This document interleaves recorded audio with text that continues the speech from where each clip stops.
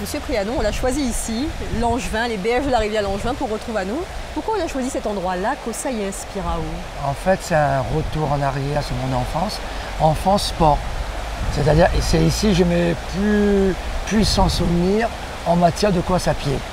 Pourquoi? Parce qu'il y a plus de 50 ans, j'avais 12 ans, j'étais licencié à l'Excelsior de Saint-Joseph et un monsieur qui avait la fibre associative, monsieur Henri Goneski, emmener les jeunes qui étaient un petit peu dans le quartier, qui n'avaient pas grand-chose à faire, les emmener dans un premier temps à profiter d'un bassin, les bassins qui sont un peu plus hauts. Oui, juste à côté là. Voilà, il mettait des pièces dans un bassin, on plongeait, on allait récupérer des pièces.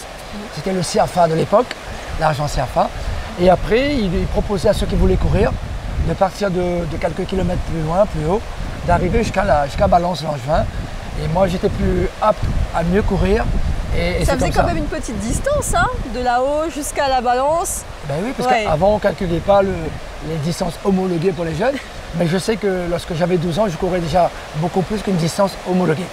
Est-ce que vous aimiez courir déjà à l'époque quand il vous a lancé comme ça, il vous a dit allez, où ça va jusqu'à la Balance? Est-ce que déjà vous t'es senti la joie dans la course? En fait, moi je suis né au Liane, donc un village encore plus haut. Et je suis né dans les champs de canne à sucre, dans des endroits où on ne peut que marcher, que courir. Il n'y avait pas d'autre activité que la course à pied, que la marche.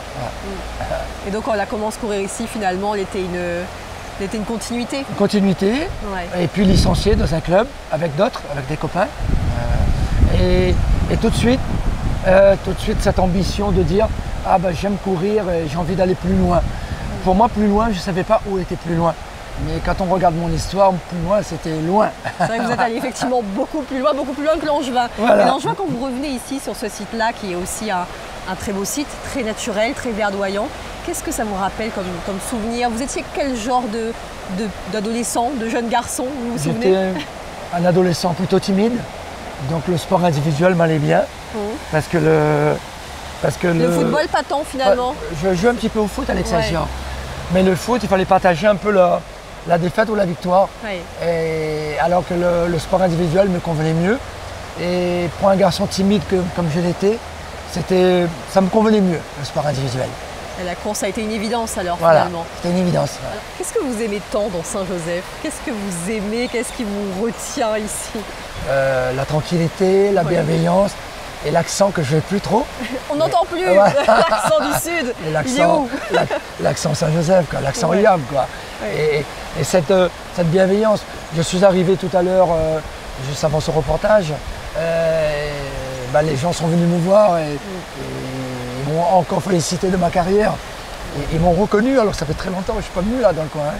Et revenir pratiquement un demi-siècle après, même pas pratiquement, plus un demi-siècle après, ça fait 50 ans. Avoir droit à un reportage ici, c'est une fierté. Une fierté pour moi, mais une fierté pour les gens qui m'ont aidé et une fierté pour Saint-Joseph, pour ma ville natale. Ce qu'on entend surtout tout au long de votre parcours, c'est le partage.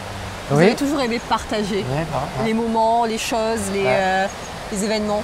Ouais, c'est les racines peut-être. Voilà. J'ai des racines de partage, l'éducation des parents. Voilà. Après, moi, je suis orphelin de père très jeune. Après, c'est dans une famille, on va dire démunie, une maman qui a travaillé courageusement pour élever tous ses enfants. On va dire j'ai grandi aussi dans le courage de bien faire. C'est ce que votre mère vous a montré, c'était un modèle? Oui, voilà. Et à la fin de ma carrière, aux Jeux Olympiques et tout, j'étais tellement fier de lui avoir démontré que tout ce qu'elle nous avait appris, que j'avais mis en fonction. Et que j'avais bien utilisé les clés que m'avaient donné, les arguments que m'avaient donné pour réussir. Jusqu'à présent, vous avez toujours une pensée pour elle quand vous accomplissez quelque chose? Toujours, parce que avant de venir à Langevin, je m'arrête à Malapani et je prends les lianes. Et bien évidemment, comme beaucoup de Réunionnais, une des premières visites dans son village natal, c'est le cimetière. Et je vais me recueillir sur les tombes de mon père et de ma mère. C'est toujours important. Ah, c'est important. C'est là que je reprends des forces. Voilà. Ici aussi, vous reprenez des forces? Forces, oui. Et ici, c'est les forces et la sérénité, le bruit de l'eau. Le bruit de l'eau se calme, ça me redonne de la force, de l'énergie pour repartir. Le destin est très favorable pour moi. Je commence à courir ici. La flamme arrive à Langevin, un petit peu plus bas. C'est la boucle qui est bouclée? Voilà, et j'ai demandé, j'ai fait le capricieux. J'ai dit, je veux porter la flamme mais je veux absolument que ce soit à Langevin. Donc je vais porter la flamme olympique à Langevin.